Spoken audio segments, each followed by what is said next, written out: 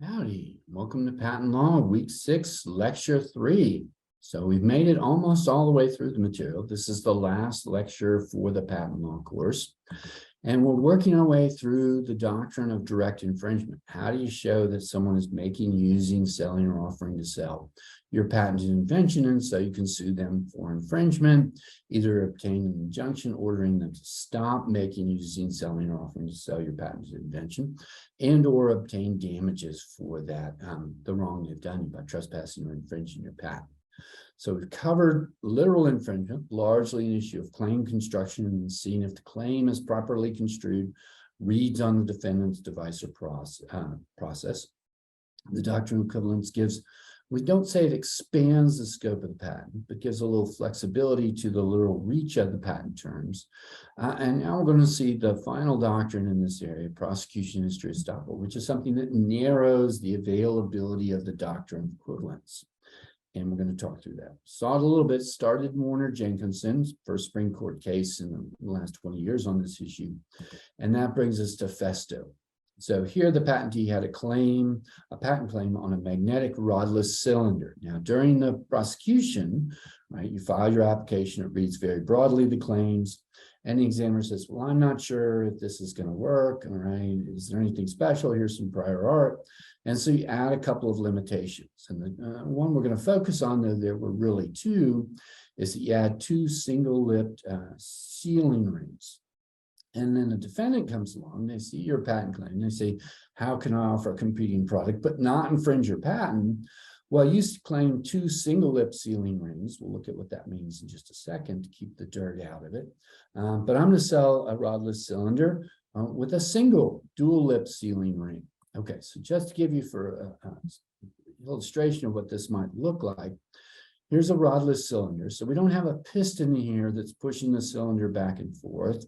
It's a rodless cylinder. And so on each end here, you can see the piston sealing. That's our single-lipped or dual-lip sealing ring. We got two rings that are sealing the interior of the piston from what's on the outside of it. We have one on each end of the device, one on this right side that's labeled, and then another one that's not really labeled on the left side, but in the same location.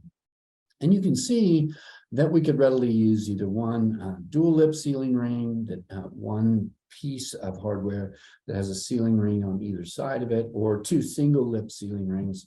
And you would think wouldn't matter which one we used.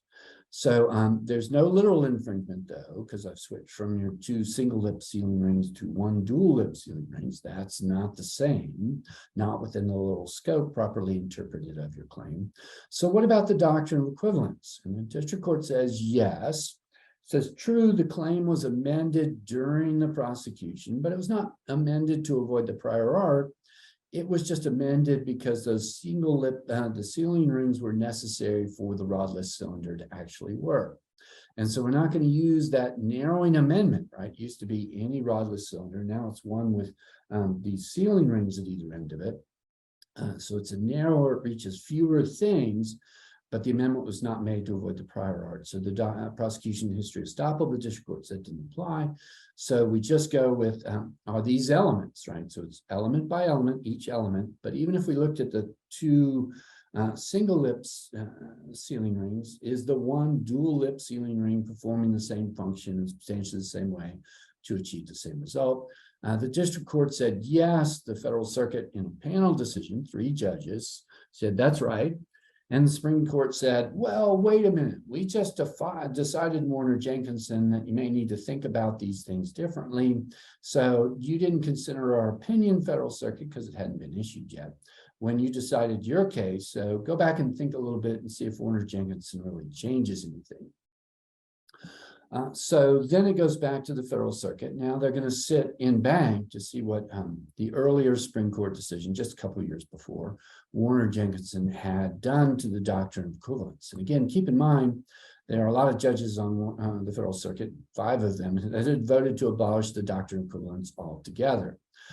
So they held that a prosecution history estoppel arises for any narrowing amendment related to patentability. So if you amend your claim for section 102, 103, novelty or non-obvious to avoid the prior art, then that raises the prosecution history estoppel bar. But also if you raise it to avoid a section 112 issue, which seems to be the case here, the sealing rings enabled the rodless cylinder to work, and so were necessary for enablement, though they weren't necessary to avoid the prior art. That was not the key invention that the patentee had really discovered. And nonetheless, prosecution history is going to apply because of section 112, and the enablement problem is still a narrowing amendment related to patentability. And incidentally, almost all narrowing amendments are related to patentability.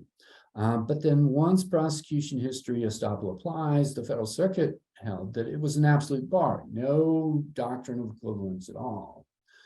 So it goes back up a second time to the Supreme Court, and they say, okay, now we got to think about this. And they agreed with the Federal Circuit that any narrowing amendment related to patentability is going to bar the availability of the doctrine of equivalence, but it's not an absolute bar. And the court's going to create what they call a flexible bar, but what I call a not very flexible bar. Not quite absolute, but pretty dang close. So let's take a look at that. And so the first thing the Supreme Court does in its opinion is talk about the purpose of the doctrine of equivalence. Why do we have this flexibility for claim language at all? Shouldn't the patentee be expected to draft a claim to what they've invented? And the court explains, though it's wrong here, unfortunately, the nature of language makes it impossible to capture the essence of a thing in a patent application. I don't know why the court went this way, though it seemed like a nice, eloquent theory for the doctrine of equivalence. Has no sort of application to what we're dealing with here. I had talked about the patentee had talked about two single lip sealing rings. Is the court trying to say the words did not exist to describe the defendant's dual lip sealing ring? So it's not the nature of language. You can't describe it. Sometimes that's the problem when it's really a new technology. We need new words to invent it. But here and in the earlier case, the court had just decided, Warner Jenkinson, there they added the limitation of pH of 5 to 9. And the defendant avoided that pH limitation and said, we're not an infringer. We're at a pH of 10, we're at a pH of 4, so we're not an infringer. So in both those cases that the court had just decided on this issue, the language was perfectly available to describe what it is the defendant did as a variation, but the plaintiff didn't think to encompass that in their patent application. And so the question becomes why? Why did the patentee, the plaintiff, fail to draft the patent application to encompass this variation? Usually it's they just didn't see it, right? You filed your application, your key invention is a magnetic rodless cylinder. Oh yeah, it needs some sealing rings, so we'll throw in 2 single lip sealing rings. You're right, examiner, we need that for it to work. But that's not really the heart of the invention, so it's not really what the patentee is focused on in getting the claim scope right. And so then the defendant comes along and says, aha, you said 2 single lip sealing rings, I'll use 1 dual lip sealing ring on each side, and I'll avoid your scope of the patent. And the outcome is, yes, if prosecution history estoppel applies, then you avoid the scope of the patent. Now, this creates a sharp difference between limitations that are in the original claim language and limitations that are added during prosecution, added by amendment that narrows the scope of the claim. So if our patentee had included this language when they had first drafted the claim application, so we didn't have to wait for the examiner to say, hey, don't you need some sealing rings on either side to make this technology work? If the patentee and the inventor talking it over, patent attorney and the inventor talking over said, oh yeah, we need those sealing rings. So they included that language in the original claim, you would get the full scope of the doctrine of equivalence. And just as the district court did here in the first panel of the Federal Circuit, you would say, doctrine of equivalence, does the dual lip single ring sealing ring do the same function and work in the same way to achieve the same result as the 2 single lip sealing rings? And the answer would be yes. So why should we have this doctrine that says if you didn't add that in the original claim language, but then you add it later on in prosecution, suddenly you're barred from any claim under the doctrine of equivalence? And it's not clear why, right? Courts have long done this. Now, estoppel, prosecution history estoppel, is just one form of estoppel. Estoppel is a general legal doctrine, applies across many legal fields. So if you make a representation of fact or a promise and another party relies on that, often it cannot be taken back. So you say, these are the witnesses I'm going to call at trial, Your Honor, I'm not going to call any other witnesses. And then you try at trial to call another witness. The other party says, wait a minute, you said you were only going to call these 3 witnesses, not this 4th witness. The court might say, well, yes, that's right. Stop it. You can't go back on that. And so this applying this general notion of estoppel to prosecution history, what the courts will say is that an amendment that narrows a claim, so you add this 2 single lip sealing rings, is a representation that others should rely on, that patentees are giving up the broader claim to a magnetic rodless cylinder without the sealing rings. And so once competitors rely on that representation, we shouldn't allow the patentee to take it back. So it's that sort of estoppel that we see generally. But the key question is, why should a narrowing amendment have this estoppel effect, but not the original claim language itself? When I sort of first file my patent application, if I include those 2 single lip sealing rings, why isn't that equally well a representation? I'm not going to claim infringement by a magnetic rodless cylinder that doesn't have the 2 single lip sealing rings. And that answer the courts have never given. So if we're going to apply estoppel, it would seem to apply to language, whether it was in the original claim filing or was added by amendment. Now, you could say that, well, it's an amendment. People know, and attorneys do know, that prosecution history estoppel is going to come into play. So people will be more careful with the narrowing amendment. In my experience, not always. Only a very small fraction, about 1% of patents are ever litigated. So mostly you're just trying to get the patent application through the PTO and out the other door, especially when it pertains to something like these sealing rings. It's not really the heart of what you've invented, a different way to make a magnetic rodless cylinder, and they're sort of routine in the prior art. Some carelessness by a patent applicant and their inventor in talking about what language do we need to add. Now, of course, you can say, well, they could have done a better job, right? They could have added 3 additional amendments and single lip sealing rings, 1 dual lip sealing rings, all the different variations on the ways in which you could do these sealing rings. But really, why should we require the patentee to file 28 more claims when we could use the doctrine of equivalence to reach those things to begin with? Now, in terms of the first issue, the court said, any reason for related to patentability, that too is a bit problematic, right? And so if we had a prior art, as in Warner Jenkinson, where the filtration method for purifying dyes that works at a pH of less than 5, then novelty really says you can't get a patent on that same prior art method, a new patent on it once it's been there for more than a year. But what about a pH of 5.1? Now it becomes non-obvious. Is that a non-obvious advance of the prior art? What about 5.5, 1 or 6? So I file and obtain a patent on the method at a pH of 6. Non-obviousness, let's say, says that's how far you have to go before you've got a non-obvious improvement over the prior art. Same filtration method, just works at a more neutral pH. Can I then use the doctrine of equivalence to sue someone using the method at a pH of 5? The answer there is no, because that's part of the prior art. 5.1, 5.5, probably not, right? If non-obvious said you couldn't get a patent on those are really part of the prior art, aren't obvious given the state of the prior art. We shouldn't be allowing the doctrine of equivalence to give you back space that you couldn't have gotten in your claims from the outset.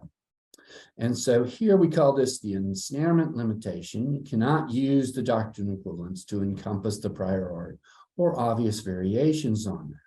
And so when the narrowing amendment, such as a pH limitation of pH 6 to 9 is added, and it's done to avoid the prior art, prosecution history estoppel is really just reinforcing this ensnarement limitation that you can't claim the prior art in a patent because it's not novel and your patent wouldn't be obvious.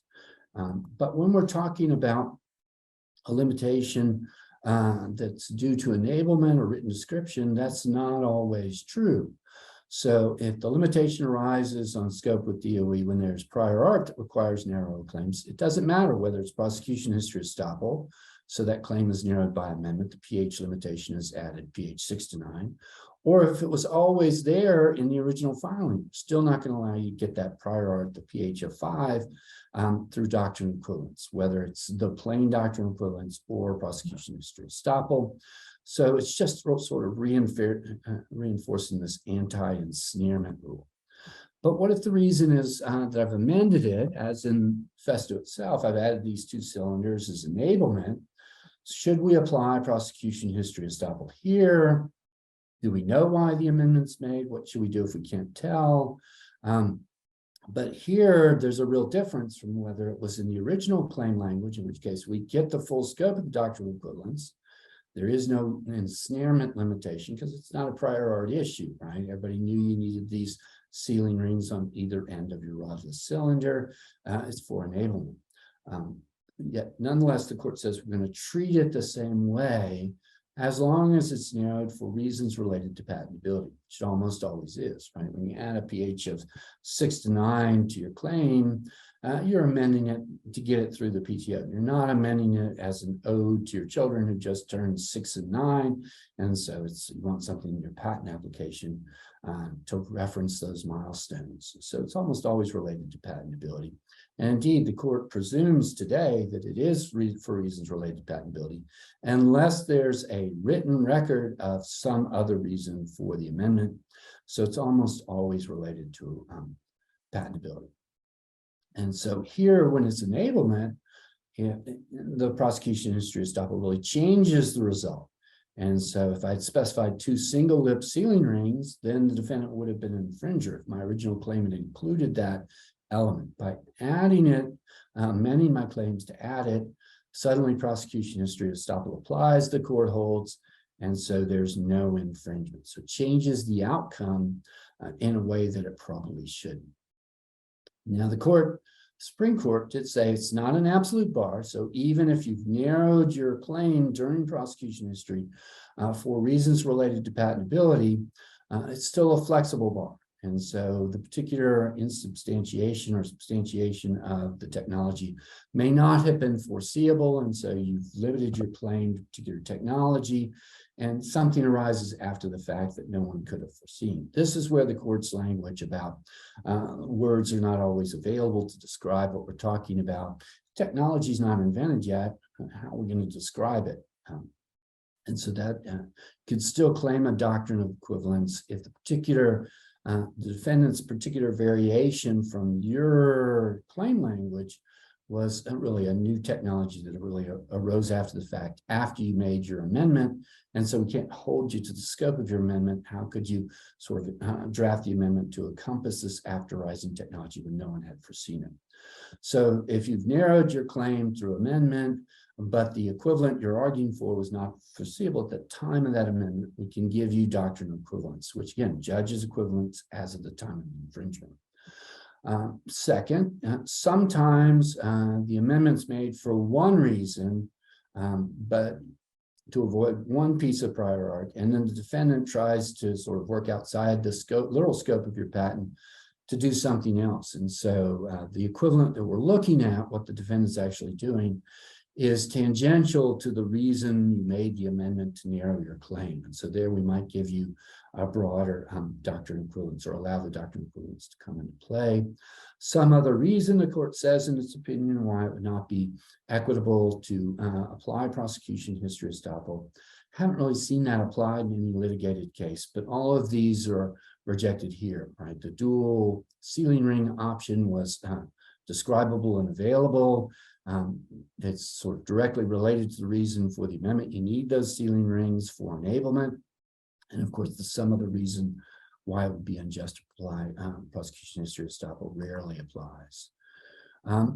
So what might be an example of tangential? So after arising technology, not foreseeable is pretty straightforward. Tangential is, for example, I have a patent claim that includes a plate, and then I talk about the plate. I add a limitation by amendment that it'd be differentially spaced, and the defendant's selling a product with a dome differentially spaced. And so here the amendment's really about the differentially spaced, not about the plate versus the dome. So chances are I can still argue the doctrine of equivalence that a dome is performing the same function in the same way to achieve the same result substantially, as the plate in my patent claim, and so doctrine equivalence would remain available, even though this is a narrowing amendment and almost certainly for reasons related to patentability. So this would be an example of the sort of equivalent I'm focused on. The dome rather than the plate is tangential to the differentially spaced amendment that narrowed the scope of the patent claim.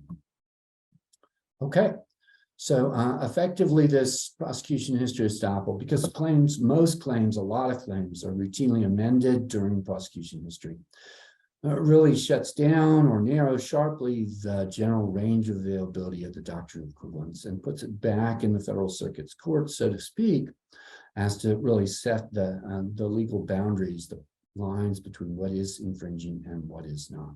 And so again, claim interpretation, literal scope become critically important, because if you're not going to be able to claim the doctrine of equivalence because there was a narrowing amendment, the literal scope is all you're going to get.